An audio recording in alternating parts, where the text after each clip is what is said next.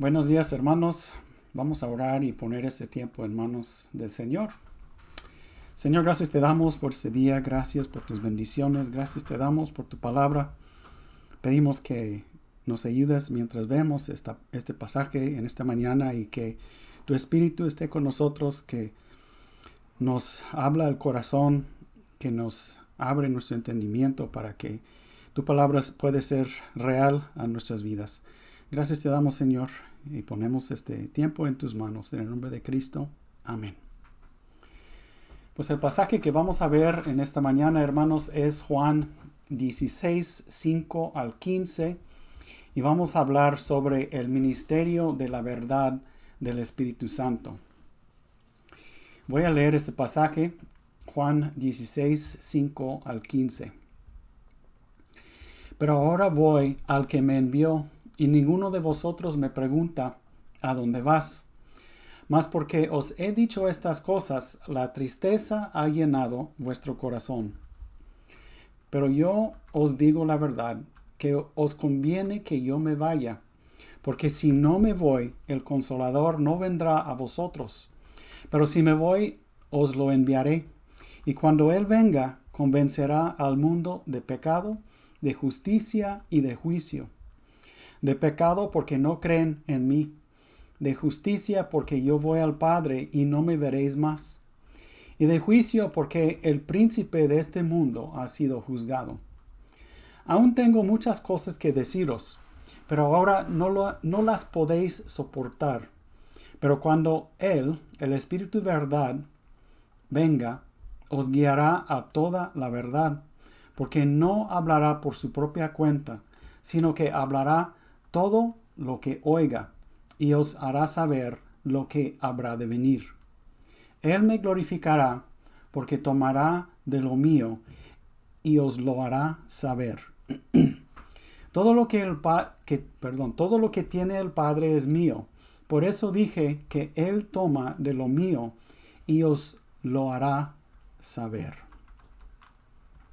Ahora, esta es la cuarta vez en esta serie de mensajes que hemos estado viendo que Jesús habla sobre el Espíritu Santo. Este discurso de Jesús se conoce como el discurso del aposento alto, porque Jesús dio este discurso en el lugar donde Él y sus discípulos tomaron la última cena.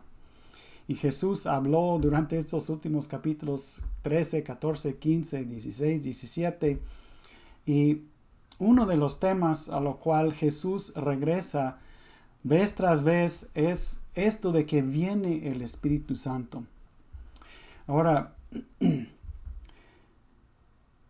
Jesús había hablado en otra ocasión, en Juan capítulo 3, sobre el ministerio del Espíritu Santo como un ministerio de vida.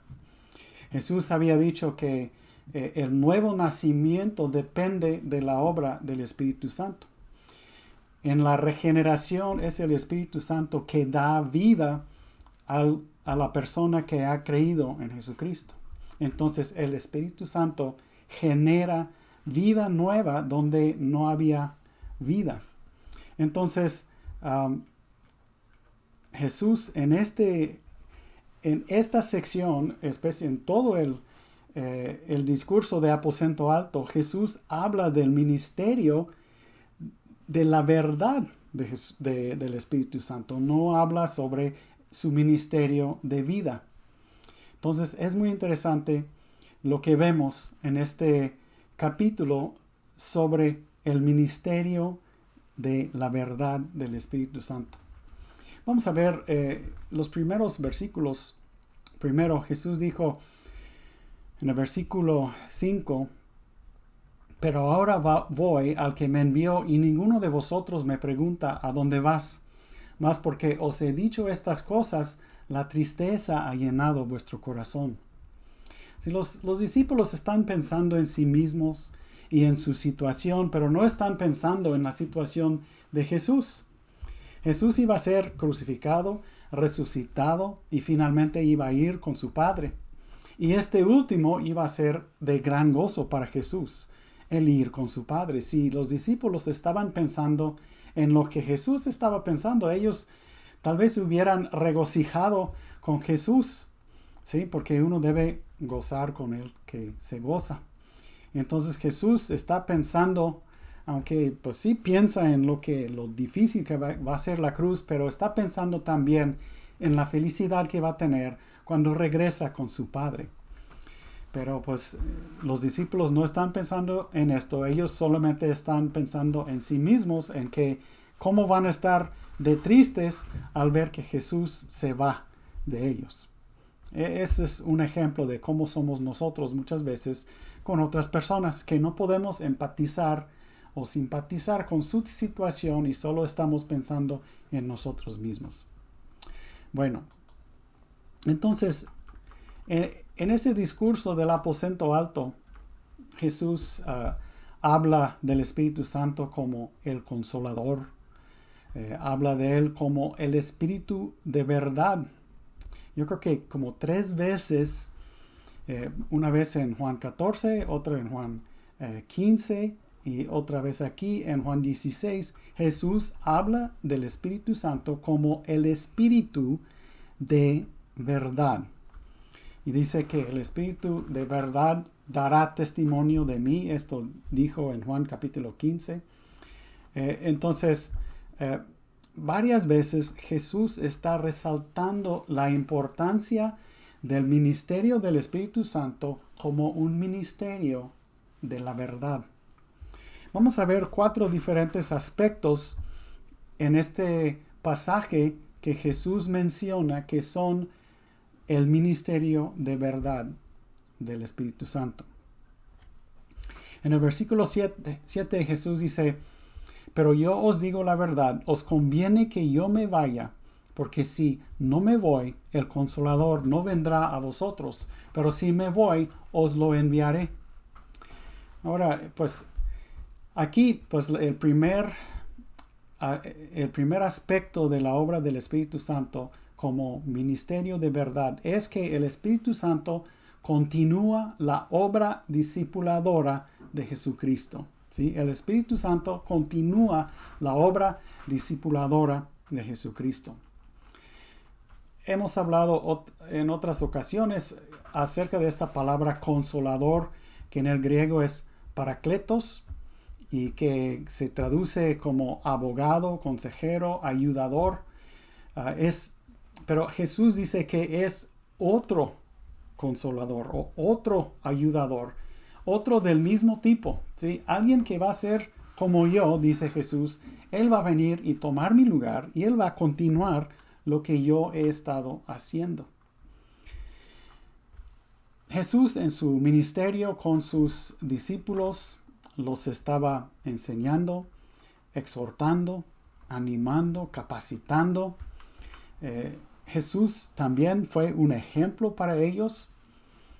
Vemos en Marcos 3:14, cuando Jesús escogió a 12, dice que Jesús designó a 12 para que estuvieran con él y para enviarlos a predicar y para que tuvieran autoridad de expulsar demonios. Pero el énfasis aquí es para que estuvieran con él y enviarlos a predicar. ¿Por qué estar con él? ¿Sí? Jesús quería que estos 12 hombres estuvieran con él para aprender de él. Es el discipulado, aprender de un maestro. Jesús escogió a estos 12 hombres para discipularlos, para educarlos, entrenarlos, capacitarlos y para que ellos pudieran ver la manera en que Jesús predicaba y actuaba y que ellos iban a imitarlo en lo que ellos iban a hacer de ahí en adelante. Ellos iban a ser enviados por Jesucristo a todo el mundo. Entonces, parte del propósito de Jesús, como dice en Marcos 3:14, es para enviarlos a predicar. Entonces, los discípulos estaban tristes al pensar que iban a perder el liderazgo de Jesús en sus vidas y iban a perder a su maestro, pero el Espíritu Santo iba a continuar esta obra en los discípulos y en nosotros también, de capacitarnos y entrenarnos para el servicio de Dios. Ahora, es interesante de que Jesús no explica por qué Él y el Espíritu Santo no pueden estar trabajando juntos en la tierra. Pero Jesús dice, yo tengo que ir para que venga el Espíritu Santo. Él no explica por qué. Él no explica por qué no pueden estar los dos. Pero tenemos que entender que este es el plan de Dios. Primero, obrar a través de Jesús y después obrar a través del Espíritu Santo. El Espíritu Santo tiene la ventaja de que no está limitado a un lugar geográficamente. Mientras Jesucristo solamente pudo estar en un lugar a la vez, el Espíritu Santo puede estar dentro de todo creyente al mismo tiempo en todo el mundo, y no solamente dentro de los creyentes. Puede estar obrando en los corazones de los incrédulos. Esta función debe haber sido reconfortante para los discípulos. Jesús les dijo que Él se iba y ellos dicen, ¿qué vamos a hacer nosotros ahora? Pero Jesús les dice, no os dejaré huérfanos, vendré a vosotros, les enviaré a otro que tomaré mi lugar. En el versículo 7, os conviene que yo me vaya, porque si no me voy, el Consolador no vendrá a vosotros, pero si me voy, os lo enviaré. Entonces el ministerio de enseñanza y capacitación de Jesús se continúa y es amplificado por el Espíritu Santo. El ministerio de discipulado es un ministerio de verdad. Ahora, vamos al siguiente punto del propósito del Espíritu Santo que Jesús menciona en ese capítulo. Jesús dice que el Espíritu Santo convencerá al mundo de pecado, de justicia y de juicio. Ahora, esta palabra convence, como lo dice aquí en la Biblia de las Américas, es la palabra en el griego elencho, ¿sí? O elenco, que encontramos nomás 17 veces en el Nuevo Testamento. Es una palabra que quiere decir reprender, redarguir, exponer o desenmascarar, refutar, amonestar. Pero yo creo que todas estas palabras podemos también describir con la frase confrontar con la verdad. Como vemos aquí varias veces, el Espíritu Santo es llamado el Espíritu de verdad, y esto es lo que el Espíritu Santo va a hacer con el mundo, que va a confrontar al mundo con varias verdades muy importantes. El Espíritu Santo va a convencer o confrontar con la verdad al mundo de tres cosas que menciona aquí. El primero es el pecado.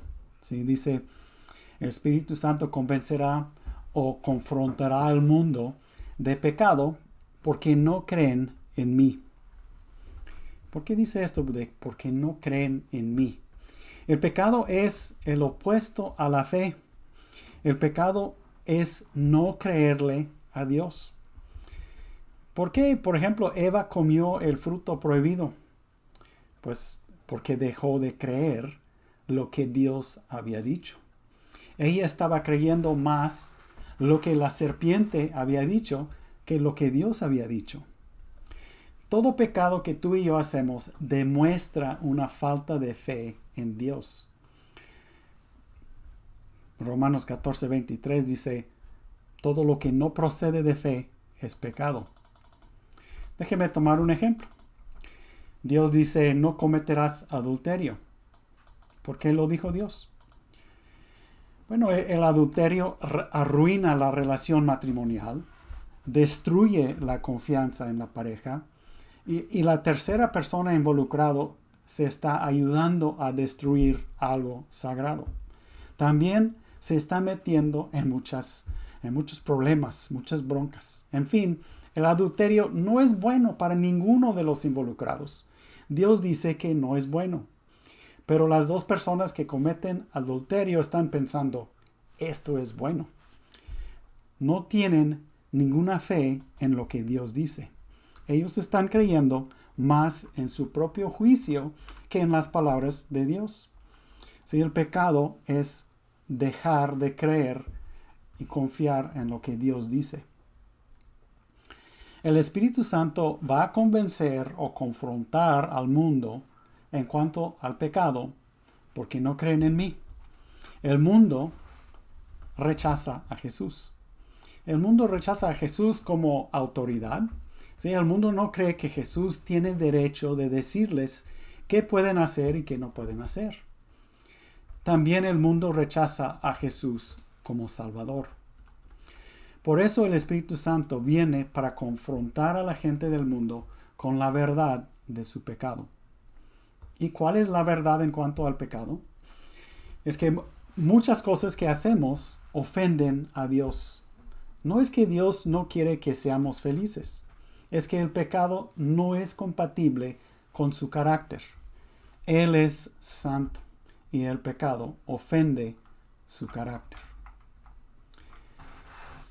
Las personas que son confrontados por el Espíritu Santo pueden responder de dos formas. En primer lugar, pueden rechazar este confrontamiento. Pueden rechazar la verdad de lo que dice el Espíritu Santo y rechazando la autoridad de Dios sobre su vida y no creer que Dios sabe lo que es mejor para él o para ellos. O, en contraste, la persona que es confrontado por el Espíritu Santo puede creer lo que dice el Espíritu Santo y humillarse delante de Dios y reconocer su pecado a Dios. Esto es el inicio del proceso de arrepentimiento. Pero no creer en Jesús es el pecado más grande. No creer en Jesús es el pecado que va a llevar a la gente a una condenación eterna, porque Jesús vino para salvar a los pecadores. Jesús nos ofrece vida eterna.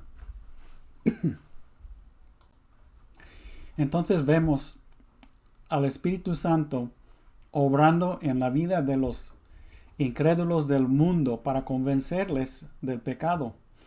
Pero ¿saben qué? El Espíritu Santo también en la vida de los creyentes, ¿sí? En la vida de los hijos de Dios, confrontándonos en cuanto a nuestro pecado. Su ministerio podemos también llamar un ministerio de la verdad. ¿Sí? Su objetivo es llevarnos al arrepentimiento cada vez que sea necesario. Fíjese que la palabra confesión, que en el griego es homologeo, que quiere decir lo mismo. ¿Sí? En la confesión debemos tener la misma actitud de Dios en cuanto a nuestro pecado. ¿Sí? Lo que Dios piensa de nuestro pecado es lo que nosotros debemos pensar de nuestro pecado. Y debemos decir la verdad sobre nuestro pecado a Dios. Esto es decir lo mismo, decir la verdad acerca de nuestro pecado. Entonces, el Espíritu Santo nos confronta en cuanto a la verdad de nuestro pecado para llevarnos a un arrepentimiento vez tras vez, cuando sea necesario. En segundo lugar, el Espíritu Santo convencerá al mundo de justicia. Y dice en versículo 10, de justicia porque yo voy al Padre y no me veréis más. Otra vez, el Espíritu Santo va a convencer o confrontar con la verdad. El Espíritu Santo va a confrontar al mundo sobre la cuestión de justicia. Ahora, esta palabra justicia también se puede traducir como rectitud. ¿Sí? En muchos de los casos no está hablando de la aplicación de la justicia, está hablando de una rectitud, una perfección. Describe una perfección en acciones y actitudes. ¿Sí? Solamente Dios es completamente justo o recto y todas nuestras acciones son infectadas por el pecado. Isaías 64:6 dice que todos nosotros somos como el inmundo y como trapo de inmundicia todas nuestras obras justas. Se está diciendo que nuestras obras justas son como trapo de inmundicia a los ojos de Dios. Tal vez a nuestros ojos y a los ojos de nuestros semejantes podemos parecernos o aparentarnos ser buenos, pero ante Dios nuestras justicias son solamente trapos de inmundicia.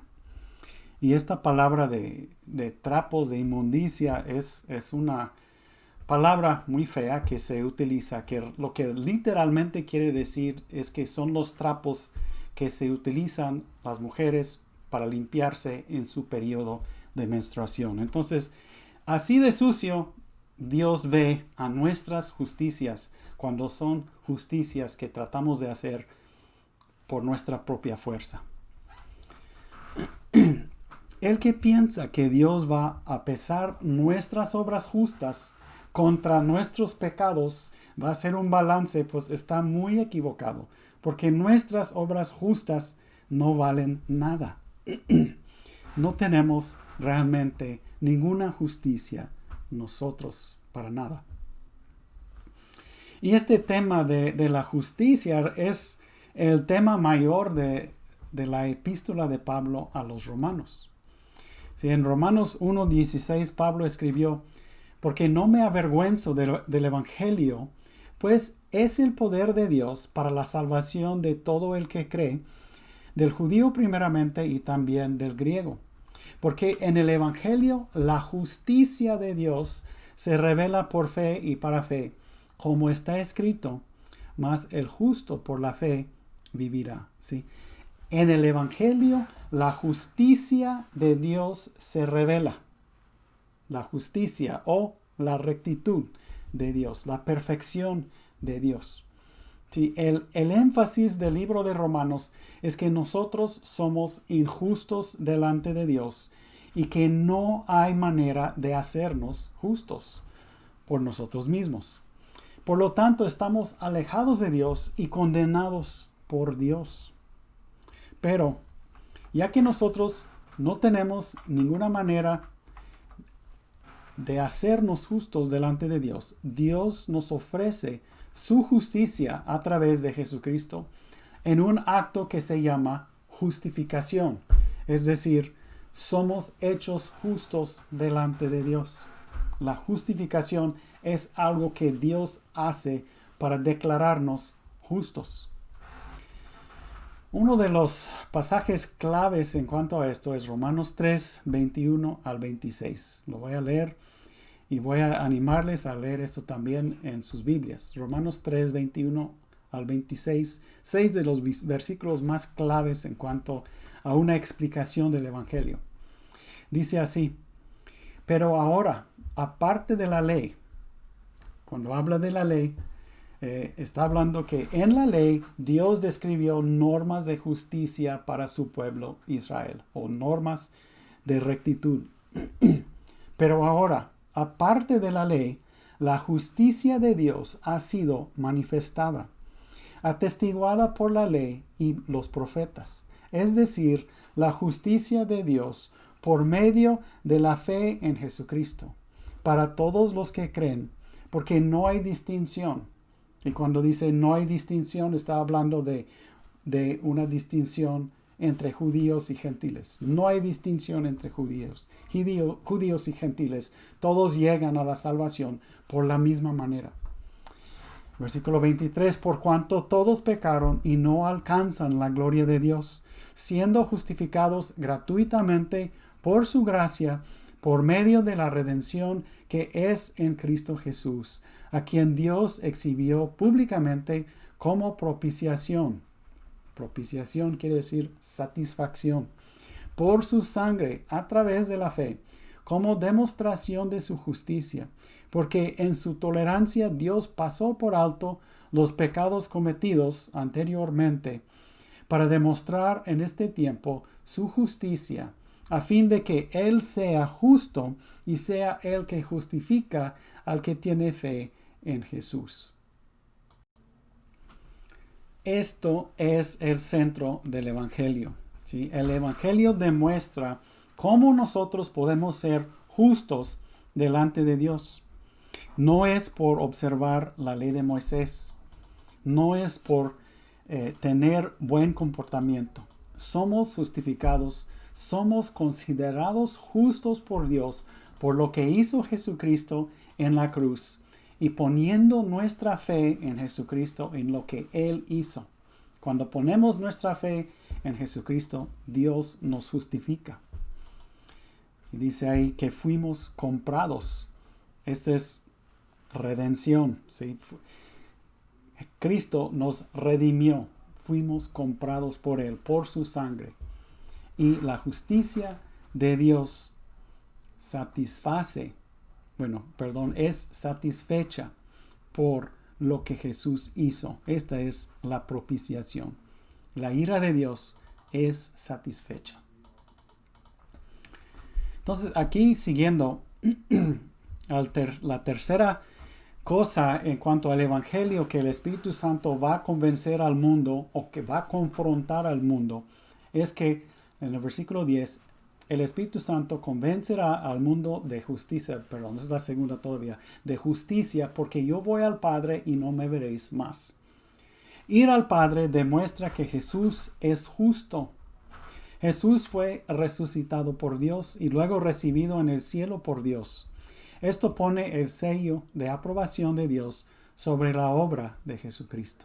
Si el Padre, al recibir a Jesucristo a su diestra, declara al mundo que Jesucristo fue justo y recto.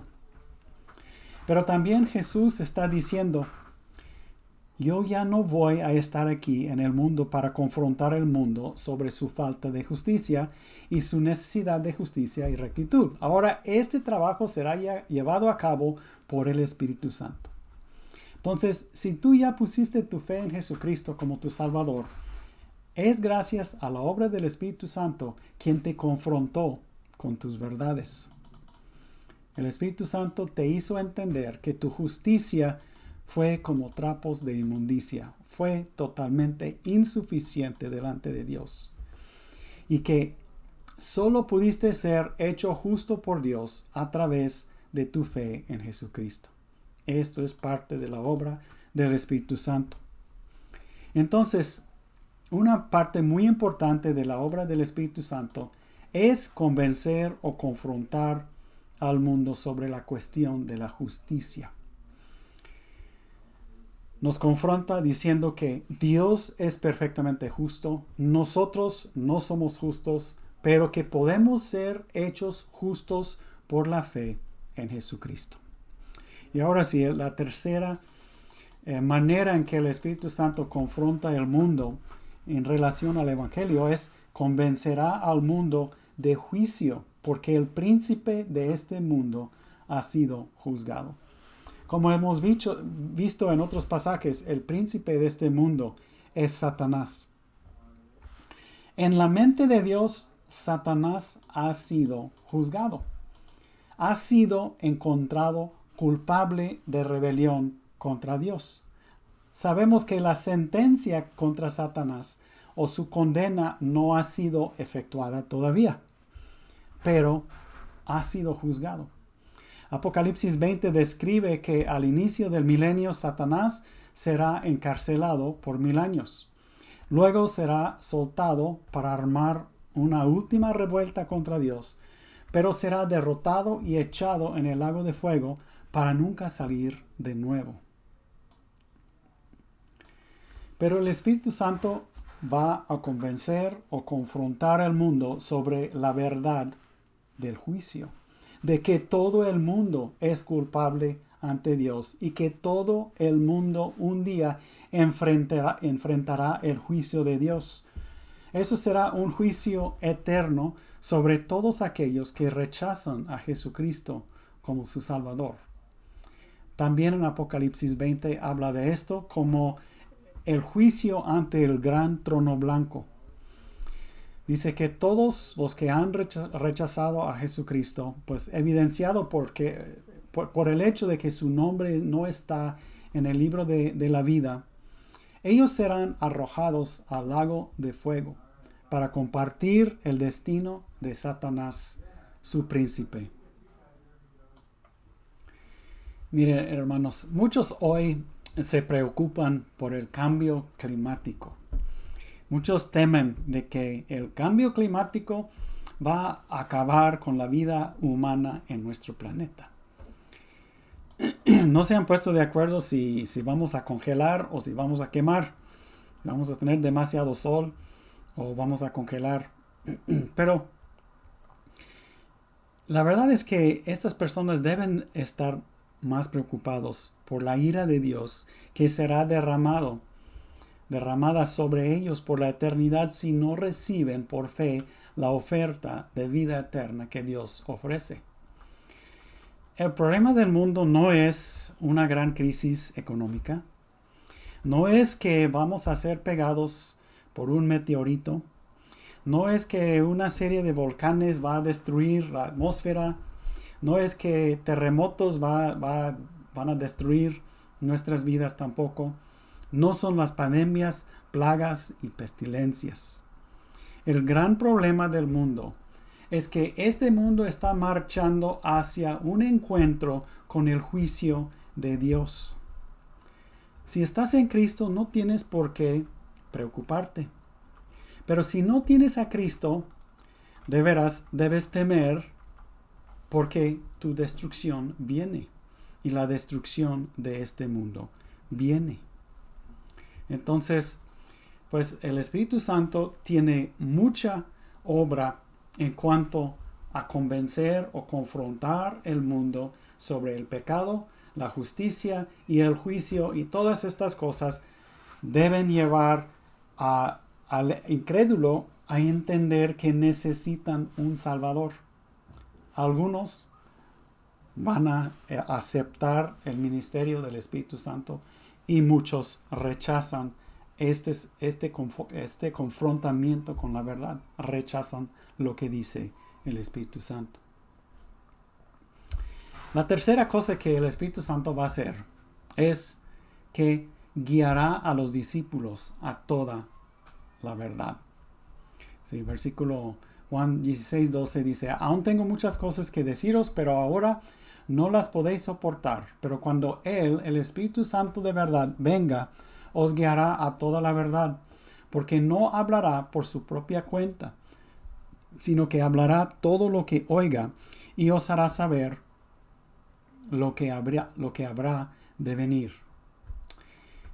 Yo creo que mucho del enfoque de lo que está diciendo Jesucristo aquí tiene que ver con la inspiración de las Escrituras.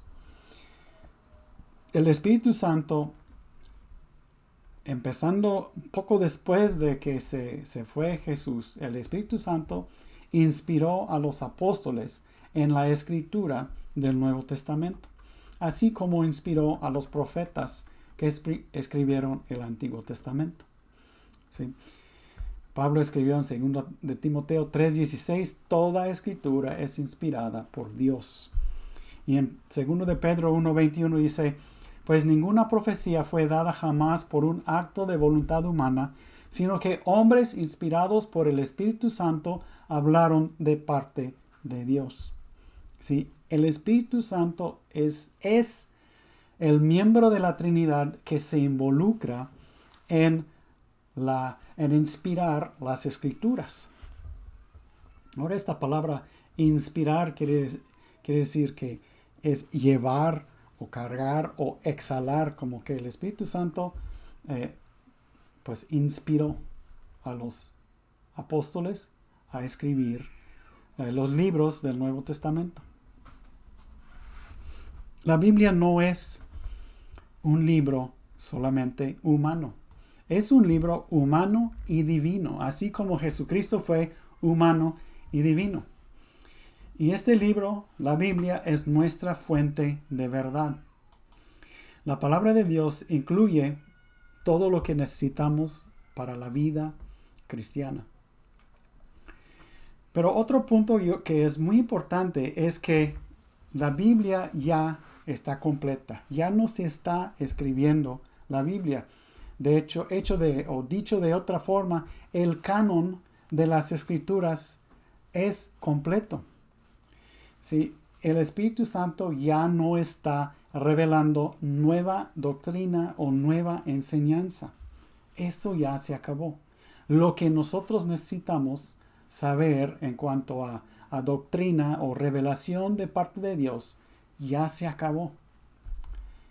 El Espíritu Santo no va a revelar nuevas enseñanzas. Entonces, si alguien dice que el Espíritu Santo me reveló algo y es una enseñanza que no puedes encontrar en la Biblia, lo más seguro es que no fue el Espíritu Santo quien lo reveló esto.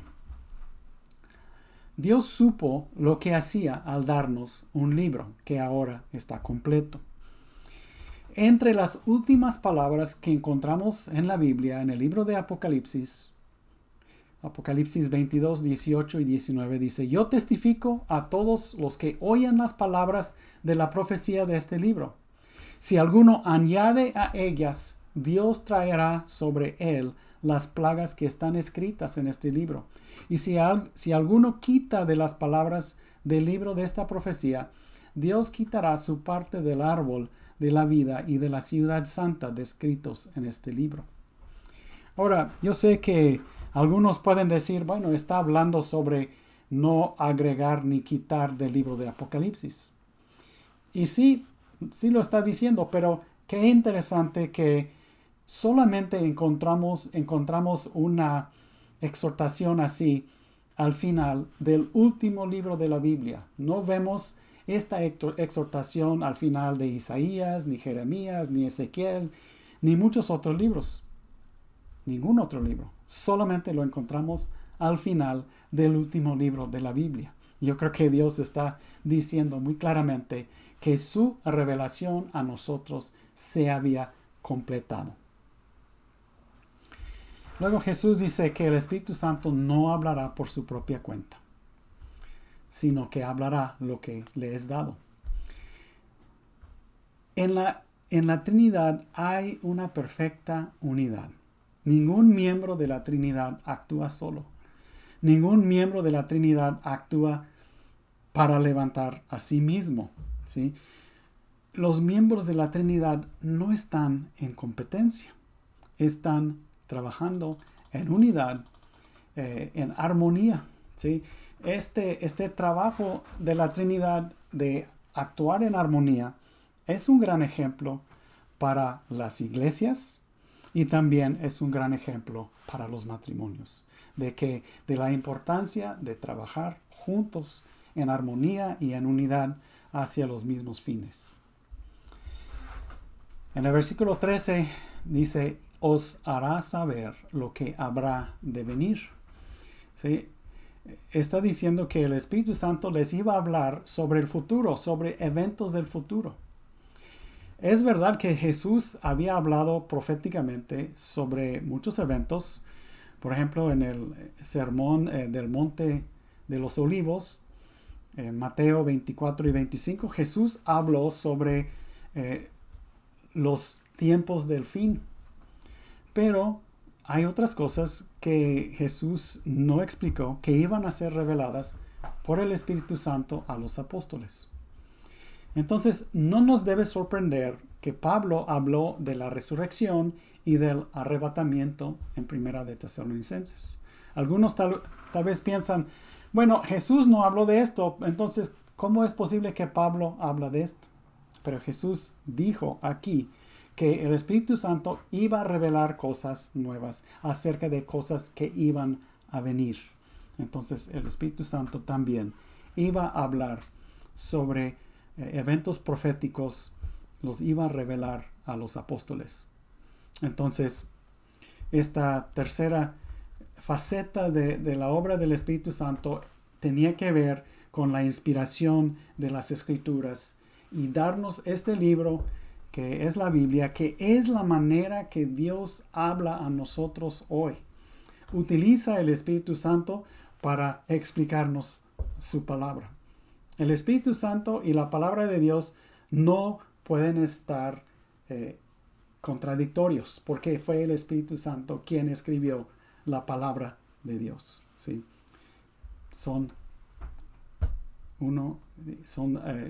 Trabajan en armonía. El Espíritu Santo también, la cuarta faceta aquí es que el Espíritu Santo glorifica a Jesucristo. Es interesante que el Espíritu Santo no existe para glorificar a sí mismo, o su ministerio en este mundo no es para glorificar a sí mismo, sino glorificar a Jesucristo. Fue y es el plan del Padre hacer Jesucristo nuestro héroe. ¿Sí? Jesucristo es nuestro Salvador. Él es quien sufrió y se sacrificó para nosotros. Lo que hizo Jesús por nosotros merece ser glorificado, merece ser publicado en el mundo, merece ser conocido, aceptado, creído, meditado. Todo lo que hace el Espíritu Santo coopera para resaltar a Jesucristo y su obra. Nuestro objetivo también debe ser glorificar a Jesucristo. Si nuestros ministerios glorifican líderes o predicadores más que Jesucristo, entonces nos hemos desviado. Si nuestra enseñanza y predicación exaltan ciertas doctrinas o corrientes teológicos más que Jesucristo, entonces nos hemos desviado. Si nuestras prácticas enfatizan otras cosas más que Jesucristo, entonces nos hemos desviado. Si nuestro entendimiento de la obra del Espíritu Santo es que Él existe para hacer espectáculo, para entretenernos, entonces nos hemos desviado. Porque el Espíritu Santo no está aquí para exaltar a ministerios o a predicadores o a líderes, tampoco a corrientes doctrinales, tampoco a prácticas extrañas, ni tampoco hacer caer oro del cielo o cambiar o llenar dientes de oro, como algunos han reclamado hacer. La obra y el propósito del Espíritu Santo es dar testimonio de Jesucristo y glorificar a Jesucristo. No es otra cosa que esto. Y yo creo que es importante nomás mencionar también que nosotros no controlamos el Espíritu Santo. Nosotros no podemos decirle qué hacer. ¿Sí? El Espíritu Santo es Dios y nosotros estamos sujetos a Él. El Espíritu Santo decide cómo hacer su trabajo de glorificar a Jesucristo y nosotros no le podemos mandar. No podemos exigir del Espíritu Santo, más bien es el Espíritu Santo que exige de nosotros. Vamos a concluir. Jesús explicó claramente a sus discípulos que Él se iba de este mundo, pero que su ministerio iba a continuar bajo la dirección del Espíritu Santo. El enfoque de la obra del Espíritu Santo, descrito aquí por Jesucristo, es que iba a ministrar la verdad a los discípulos de Jesús. Primero, el Espíritu Santo iba a continuar con la obra discipuladora de Jesús, capacitando y entrenando a los discípulos para su ministerio de llevar el Evangelio al mundo. Segundo, el Espíritu Santo iba a confrontar al mundo de las verdades claves del Evangelio, que eran pecado, justicia y juicio. Y en tercer lugar, el Espíritu Santo iba a llevar a los discípulos a toda la verdad, inspirándolos en la escritura del Nuevo Testamento.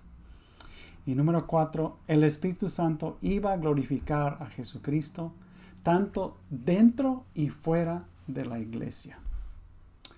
Vamos a orar. Señor, gracias te damos porque no nos dejaste huérfanos.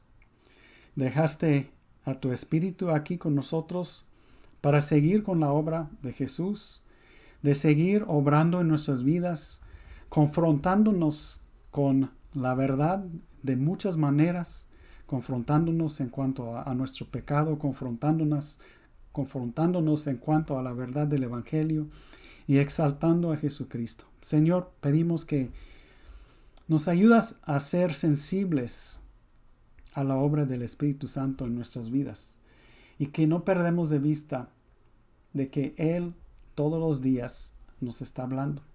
Nos está hablando a través de una pequeña voz interior y nos está hablando a través de tu palabra. Pedimos que nos ayudas a ser sensibles, a escuchar y a entender cómo nos estás guiando a través de tu Espíritu. Gracias te damos, Señor, en el nombre de Cristo. Amén.